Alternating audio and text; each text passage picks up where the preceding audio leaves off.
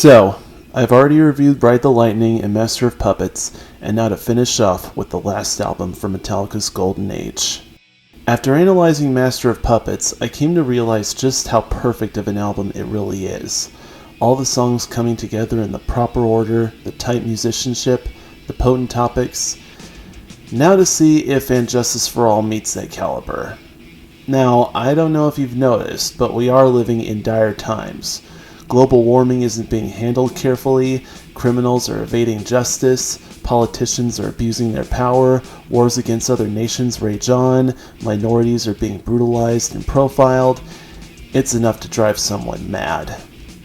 Yeah, if you've listened to this album, you'll notice I was trying to be clever by listing off topics from And Justice for All, which may not be the most sensitive thing to do, but doing so, I kind of realized something. The first 5 songs on this album are strictly political. The others seem to fade into personal struggles. Then again, perhaps if I analyze it, I can see some kind of political undertones in the remaining 4 songs. So, let's wrap this up and get to the music.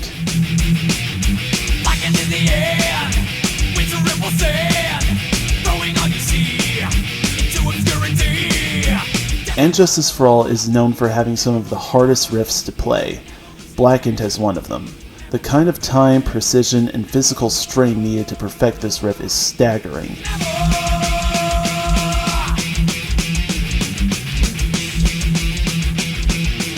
As always, Metallica's compositions are masterful. The slow harmonic guitar intro, the drop in tempo, the 2 solos with different tempos, and as always, the aggressive lyrics. Blackened is a song about global warming, how the fires of industry have damaged the natural, life-depending resources of the world.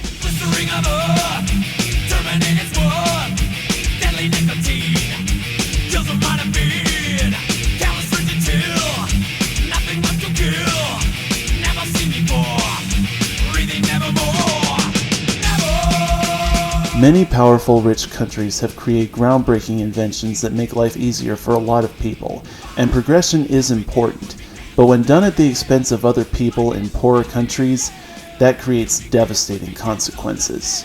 Metallica warned us all the way back in 1988 that this would happen, and it seems we have not learned anything.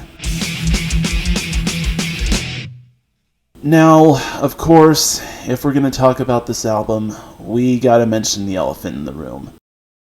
This album introduced Jason Newsted, the new bassist following the death of Cliff Burton. According to mixer Steve Thompson, Lars Ulrich was so determined to get his drum sound as loud as possible, he told Thompson to turn the bass all the way down so that it was virtually inaudible. Thompson was highly opposed to this idea, and it's easy to see why. It would seem that, ironically, an album about justice put a grave injustice on the new member of one of the biggest metal bands ever. You may say he shouldn't have set his expectations too high since he was taking the place of one of the greatest bassists ever. Well, that's the ideology of a lot of abusive, corrupt politicians. So, yeah, when I first heard this album, I definitely noticed something about it was stripped down. For the record, I like music, but there's a lot I don't understand about music. I can't read music, I can't play music, and usually I can't hear bass anyway. I kind of know it's there considering the volume of some of these songs, and that's the thing. The volume on this album seemed lowered, and of course it was because of the inaudible bass. Honestly, when I first heard this riff from And Justice for All, I didn't even know there was supposed to be bass there.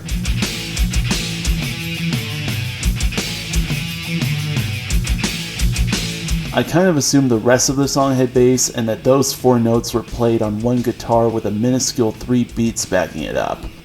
And I'm ashamed to say it, but I think it actually worked in the album's favor. With Ride the Lightning and Master of Puppets, the volume kind of created an otherworldly vibe, and if this album is strictly called political, the lack of bass kind of grounds it in a more down-to-earth manner. Like it's being played on the hottest day of the year during a riot instead of a monstrous rainstorm or hellfire. But all that aside, the title track is amazing. The epic 2-minute instrumental intro, the fantastic main riff, another grand solo from Kirk Hammett, and Justice for All is pretty much about how people evade justice through money and power.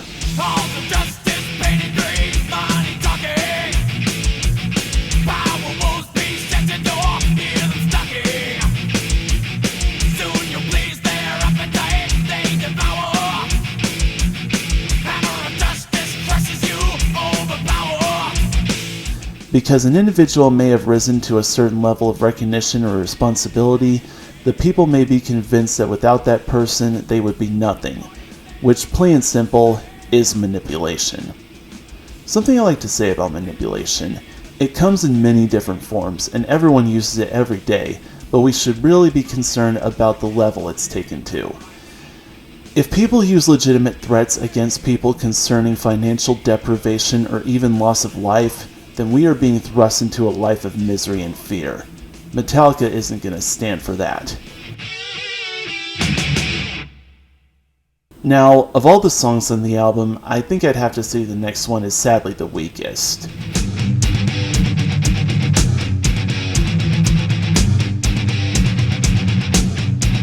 Eye of the Beholder has a good build-up and a catchy writing pattern, but the music and tempo just isn't quite as potent as the rest of the album. Also, it can kind of be lumped in with the previous track. Both are about how politicians use manipulation to get exactly what they want. Do you know what I know? Your money and your wealth. You silence just to hear yourself. But I can't deny it. It does have one of my favorite lines. You can do it your own way. If it's done, it's how I say. That's how other people think. They think that using an understanding tone and respectful language will get people to look past the fact that they are having their desires stripped away from them. Metallica doesn't look past anything. They see the situations for what they really are and speak their minds about it. Alright, it's time.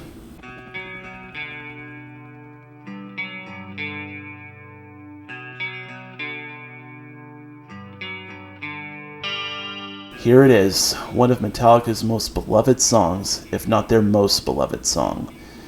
As you may know, this was the first Metallica song that had a music video, which incorporated clips from the movie Johnny Got His Gun, which inspired the song's lyrics. This tells the story of a war veteran who, as a result of a blast from an artillery shell, loses his limbs, his face, and all ability to do anything else except be alive.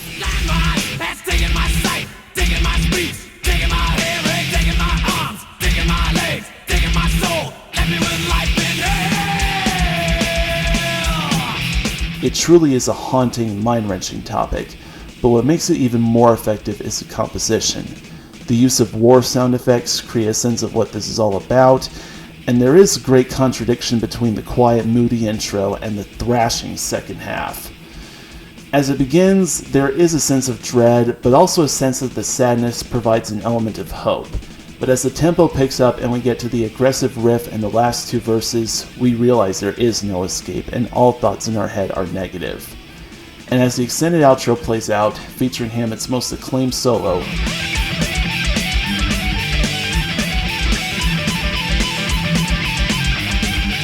we come to an abrupt end, which may symbolize a very sudden stop to all this torture. The Shortest Straw is the anti-discrimination song from this album.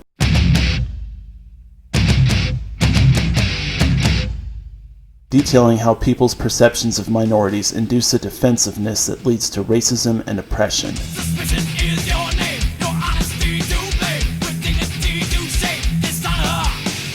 We touch modern day. Determining decay. The blatant disarray. Disfigure. The main reason I love Metallica's music is that I can relate. I am a white male, so things have been pretty easy for me, all things considered. But because other people have black or brown skin or come from a different part of the world, that apparently means that they will hurt us, so we have to hurt them first. While I prefer to live in a world of calmness and peace. So yes, I am 100% against that idea. And so is Metallica. With their graphic depiction of the situation, blistering solos, and rapid-fire drum work, they make it clear that anyone who exercises prejudice is no fan of theirs. Now, like I said, during the latter half of this album, some songs don't really feel that political. But Harvester of Sorrow is still a fantastic song.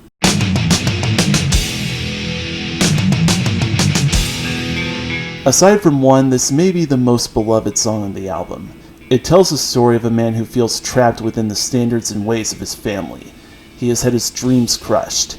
He is left to live a mediocre life that society wants him to live. So what to do? Drink up, shoot in, let the beatings begin. Distributor of pain, your loss becomes my gain. So at first, I didn't really see how political this song was. Then I wrote this sentence. He is left to live a mediocre life that society wants him to live. So yes, societies do have standards. And if you don't meet those standards, people may look at you as less than or not worthy, just like how people look at people of different races or sexes as less than or not worthy. Basically, I see this song as kind of a murder fantasy for the band members. It's true that they were living their dream and found profit in their passions, but they did come from troubled beginnings. Perhaps James Hetfield felt he may fall into a life of complacency. And maybe he felt the only way to stop it is to kill the people who want to control him. This is him exacting that idea through music instead of actually doing it. On the musical side, the medium tempo creates a strong drive that makes you want to bang your head.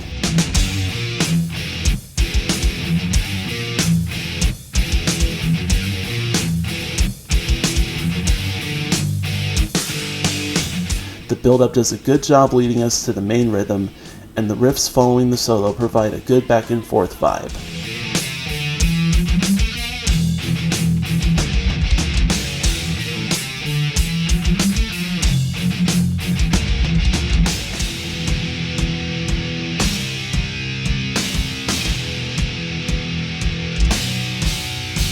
The frayed ends of Sanity could just be read as a story of a celebrity losing their mind.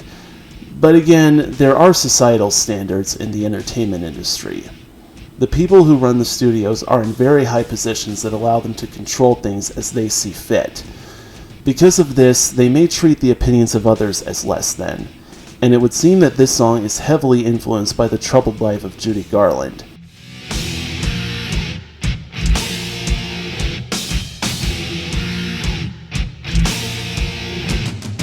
The use of the Winkies chant in the opening, the imagery of the struggle she was going through, and the demonic laugh at the end, showing her succumbing to her mental illness. I'd just like to say that I love Hammett's solo here. Aside from it sounding incredibly cool as you listen to it, it actually feels like a mental progression of insanity kicking in and finally taking control at the end.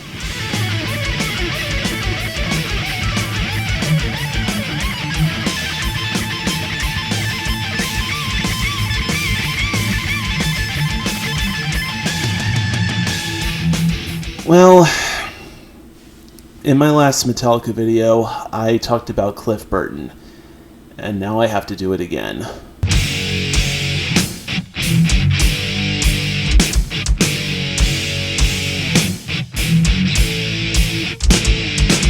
I neglected to mention last time that it was a matter of horrific happenstance that Burton lost his life.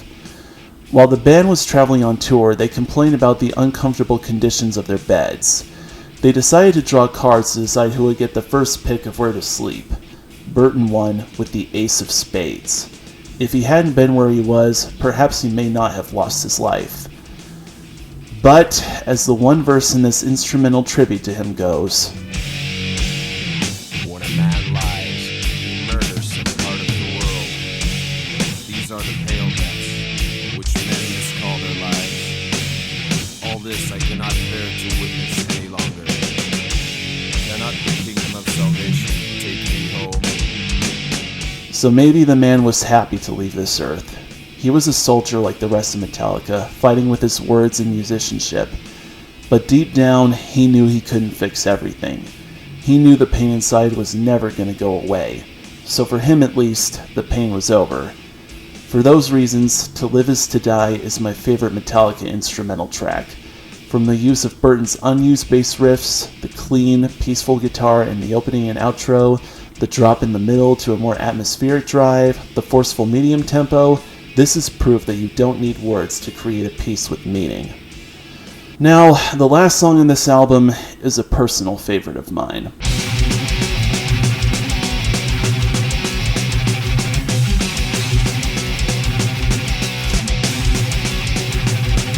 Dyer's Eve has gotten this reputation of being possibly the hardest Metallica song to play, and while the musicianship is easily respectable, the main reason I like it is because, once again, I can relate. Dear father, time has frozen still. What's left to be here? Nothing, say nothing.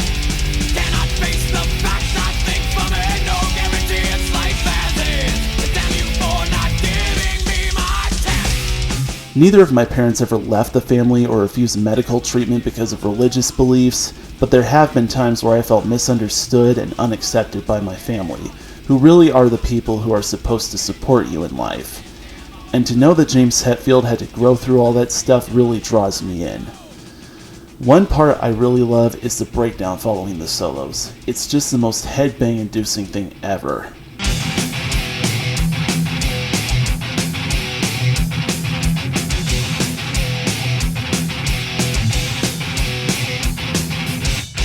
So after taking the time to analyze, I realized that objectively, Master of Puppets is the superior album.